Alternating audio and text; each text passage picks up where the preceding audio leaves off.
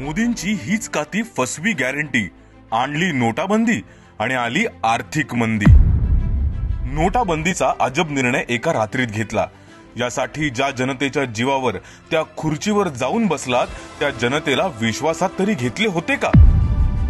देशात काळा पैसा पुन्हा यावा, कुठलेही गैरव्यवहार होऊ नयेत यासाठी तुम्ही नोटाबंदी केली. याची उद्दिष्ट भ्रष्टाचार कमी व्हावा, दहशतवाद आणि नक्षलवादी कारवायांना आळा बसावा, कॅशलेस अर्थव्यवस्थेला चालना मिळावी. पण खरंच असं झालं का? काय मिळालं हे सगळं करून? झाला तो फक्त आणि फक्त जनतेला त्रास. पण ह्यांच्यासाठी नेहमीच अशी गोष्ट असते एकदम खास.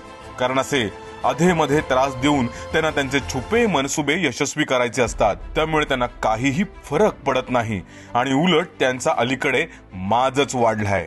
यामुळे भारतीय लोकांचे काय नुकसान झाले ऐकून सुद्धा अजूनही अंगावर काटा येतो. त्या कटू आठवणी नकोशा वाटतात. त्या काळात देशात या नोटाबंदीनंतर पुढचे अनेक महिने देशात गोंधळाचे वातावरण होते. सर्व बँकेत नुसती गर्दीच गर्दी. जुन्या नोटा जमा करण्यासाठी आणि नवीन नोटा घेण्यासाठी देशभरातील सर्व वयोगटातील लोक बँकांमध्ये लांबच लांब रांगेत उभे होते. मात्र तरीही रांगेत उभे राहूनही लोकांना पैसे मिळत नव्हते. त्याच दरम्यान त्या रांगेत उभे राहिल्यामुळे जवळपास 100च्या वर निरपराध लोकांचा हकनाक बळी गेले. याला सर्वस्वी जबाबदार कोण? म्हणजे ही सुद्धा एक प्रकारे झालेली जीवितहानी. आणि ती कोणी भरून काढायची? त्यांना साधी नुकसान भरपाई देखील नाही. नोटाबंदीचा सर्वात मोठा परिणाम कारण रोखीने होणारा व्यवहार एकदम बंद झाला. त्यामुळे उद्योग ठप्प झाले. या उद्योजकांपासून ते अगदी सामान्य माणसापर्यंत सर्वांनाच याचा आर्थिक तंगीचा फटका बसला. परिणामी आर्थिक मंदीचे सावट आले.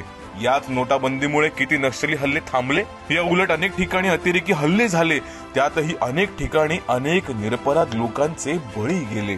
बीबीसीच्याही अहवालानुसार नोटाबंदीनंतर जीडीपीला सर्वात मोठा फटका बसला होता. नोटाबंदीच्या घोषणेनंतर पहिल्या पुढील 2 वर्ष जीडीपी दर खालावला होता. आधी 15 लाख कोटी मार्केटमध्ये पैसे होते. पण या उलट भ्रष्टाचार दुप्पट वाढला असून मार्केटमध्ये तब्बल 33 लाख कोटी रुपये आले. तर काळा पैसा असा वाढला आणि काळे धंदे सुद्धा. या सर्व गोष्टींना सर्वस्वी कोण जबाबदार आहे? याची नुकसान भरपाई तरी दिली का? कारण अजूनही या चुकीच्या निर्णयाची फळं अनेक जण आजही भोगत आहेत. मध्यंतरीच्या महामारीत तर काहींचे उरले सुरले व्यवसायही उद्ध्वस्त झाले. बेरोजगारी वाढली. अनेकांच्या नोकऱ्याही गेल्या. म्हणजे यांनी जनतेच्या पोटावरच पाय दिला. मोदींच्या या तुघलकी निर्णयामुळे देशातील जनतेचं आणि अर्थव्यवस्थेचं प्रचंड नुकसान झालं. असे तुघलकी निर्णय घेऊन भारत कधीच $5 ट्रिलियन अर्थव्यवस्था बनणार नाही. आणि हीच आहे मोदींची फसवी गॅरंटी.